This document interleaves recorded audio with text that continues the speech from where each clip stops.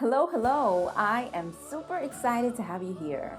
In this video, I'll be sharing my top 4 virtual presentation tips.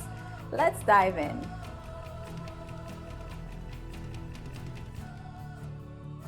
Tip number 1 is start your virtual presentation on a high note.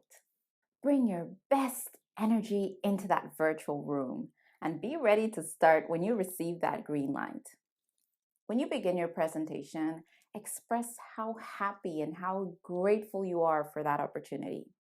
Check in to see how your audience is or where they're tuning in from.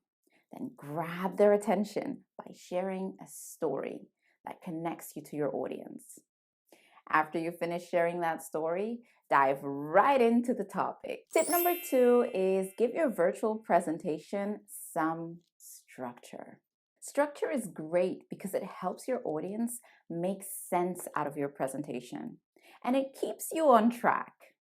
My go-to formula for virtual presentation structures is called IMC, which stands for Introduction, Main Body, and you guessed it right, Conclusion. My introduction introduces the topic.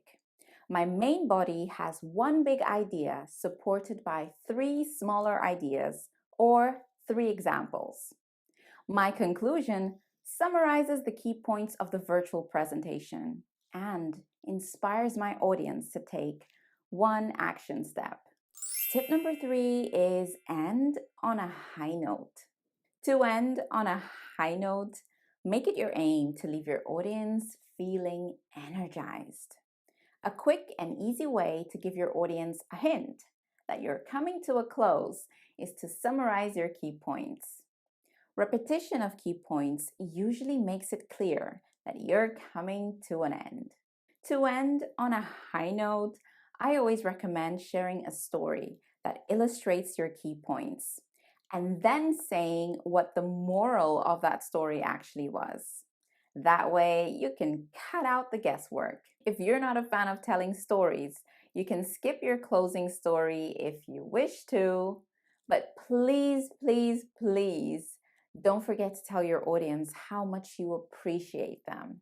When you're closing, always wish your audience well before saying goodbye. It leaves them with this heart-warming feeling behind. So make sure you do it. I would love to hear from you. In your opinion, which one of these 3 virtual presentation tips do you feel is easier to implement? Let me know in the comments below. Now, I have some good news and some bad news to share with you.